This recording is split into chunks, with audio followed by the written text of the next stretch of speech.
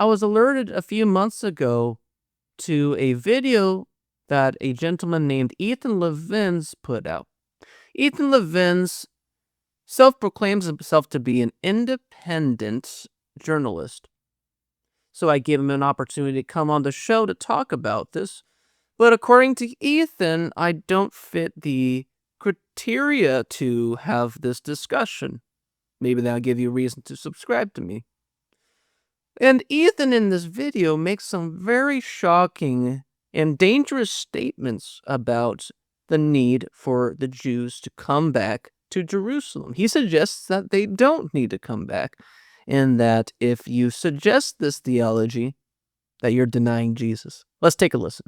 If you are a Christian who believes the Jews must return to Jerusalem before Jesus comes back, you're wrong. In the Bible, Isaiah tells us that the Jews must return to Jerusalem and build the temple in order for the Messiah to come down to earth. Now, you might be thinking the Jews now have Jerusalem and they now have the land of Israel. The only thing left is for them to build the temple so Jesus can come back down. Now, the Jews believe this also. They believe that they must all return to Israel, must build the temple, and that their Messiah is going to come down. But the problem for us Christians is that this already happened. In the Old Testament, the Persians freed the Jews from the Babylonians, and the Persians gifted Jerusalem to the Jews. The Jews then built the second temple, and Jesus was born during this time. And this fully fulfilled the word of Isaiah. The Jews were in Jerusalem, they built the temple, and Jesus came down. The problem is that the Jews rejected Jesus. They believe that they have to do this process all over again in order to get a new Messiah. So if you're a Christian that believes this viewpoint, then you are denying Jesus as the Messiah because you believe the Jews should bring down the Messiah.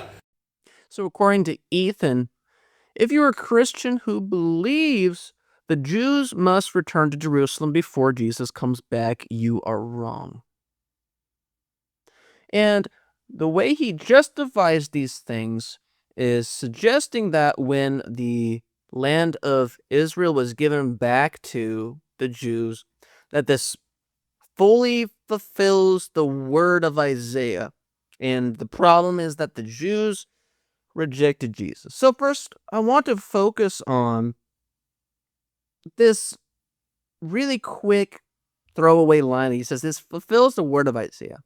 The problem, first of all, is he doesn't even go into a single scripture verse. He just quotes the word of Isaiah as if we're supposed to know what he's talking about, and as if we can actually go to the scripture itself to see if that's what it says. That once Jesus comes to earth and the Jews reject Jesus, then it's over, that the temple can't be brought back. So that's a real hard issue that I was not able to really understand where Ethan's coming from. I honestly tried to find some type of scripture to show what he was trying to say in Isaiah, and I couldn't find it. Maybe you guys have something. Maybe you guys know a scripture in Isaiah that maybe he would have been referring to. So if you know that, do comment below and maybe we can take a look at it in depth. But I didn't have that available, so I can't really go make a defense against something that I can't even see in scripture when he just says it's just in the word of Isaiah.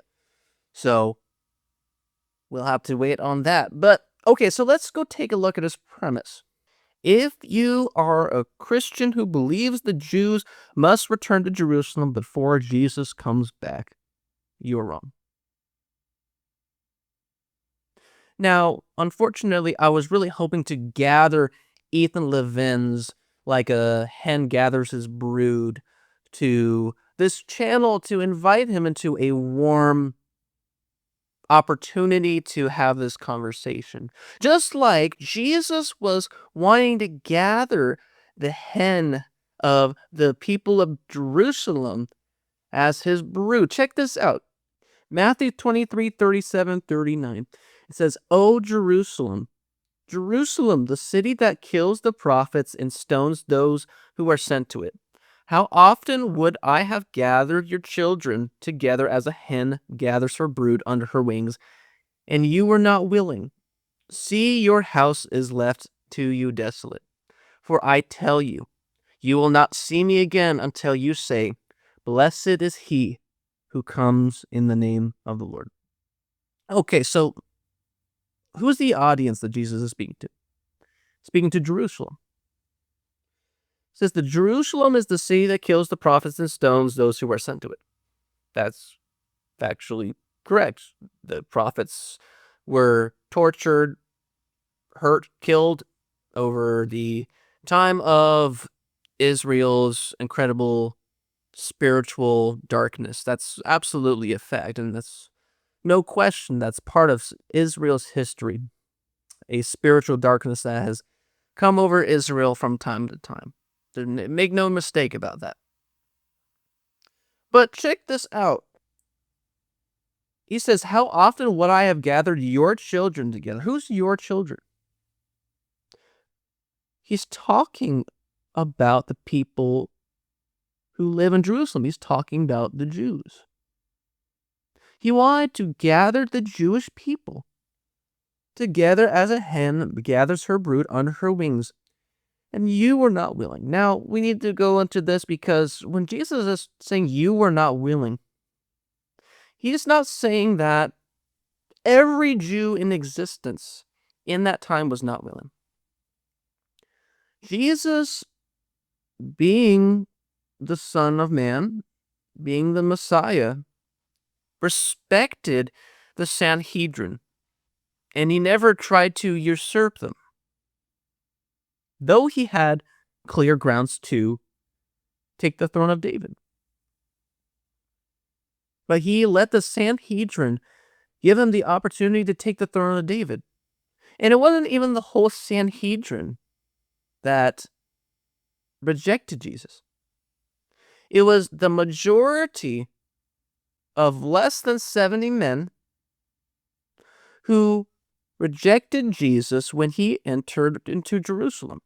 So when Jesus is saying that you were not willing, he's talking about the Sanhedrin. They were not willing to accept Jesus as the Messiah. And check this out. What does Jesus say afterwards? He says, see, your house is left to you desolate. Now, is he talking about some random house that exists in Jerusalem? No, he's talking about the temple. Now, I don't think people understand how significant that is. Jesus was willing to gather the brood, the children of Israel, and the Sanhedrin got in the way. And as a response, in the same linear thought, Jesus says, your house is left to you desolate. The temple will be left to you desolate. This is a response to the sin of the Sanhedrin. You have to really contextualize how important that is. This happens as a result of the Sanhedrin's sin of not accepting Jesus as the Messiah. If you understand that, how does it make sense that Jesus wanted to do away with the temple?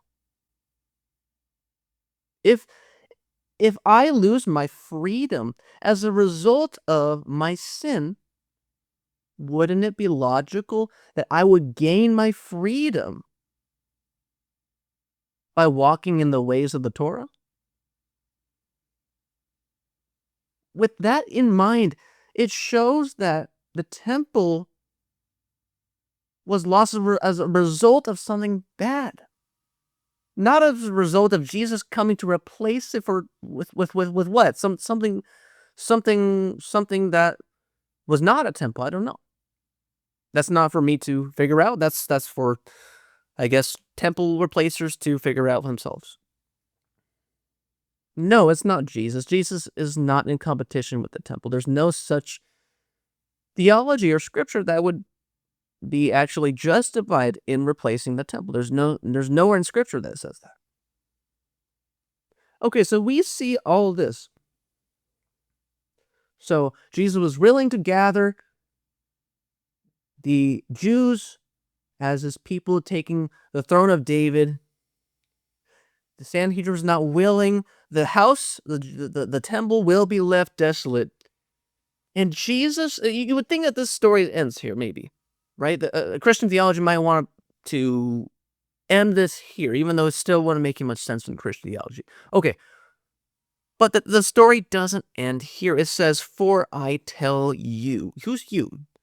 The Jewish people in Jerusalem. Really, he's talking about all the Jews. I don't know why I said that. I meant to say the Jewish people he's really saying this to. "You will not see me again until you say, 'Blessed is he who comes in the name of the Lord.'" So we can see that there is a condition that Jesus lays out very clearly of when he will return. It is when the Jewish people corporately say, "Blessed is he who comes in the name of the Lord." So we already see that this is loaded. The return of Jesus is loaded with Jewishness, is loaded with the Jewish people recognizing Jesus. Not getting rid of the Jewish people. The Jewish people have to recognize Jesus as the Messiah corporately before he can come back. Let's talk a little bit more about the temple. In Ezekiel 37, 26 to 28, he says, "I will make a covenant of peace with them being the Jewish people. It shall be an everlasting covenant with them, and I will set them in their land and multiply them, and I will set my sanctuary in their midst forevermore. My dwelling place shall be with them, and I will be their God, and they shall be my people. Then the nations will know that I am the Lord who sanctifies Israel, when my sanctuary is in their midst forevermore." Now, if you really doubt this interpretation of forevermore, the word is leolam. Guys, the temple has everything to do with the Lord sanctifying Israel. They will know that I am the Lord who sanctifies Israel when my sanctuary, the temple, is in their midst, in the midst of Israel forevermore. That's how the nations, this is not talking about Jews, this is talking about the nations, will recognize God as the sanctifier of Israel. Guys, I really want to have Ethan Levins on. I'm very disappointed that as an independent journalist, he wouldn't be willing to come on.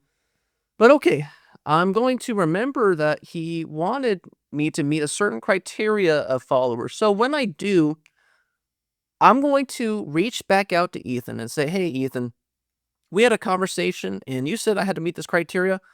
I would like for you to honor your word. Come back on the channel. We have this discussion about what happened in Scripture and why you cannot get rid of the concept that the Jews have to return to Jerusalem, and you can't get rid of the need for the temple to return." So I'd like to encourage you guys to like, comment, subscribe so that Ethan Levins can come on the channel. We can have this discussion. And thank you guys for watching this video. Have a good day.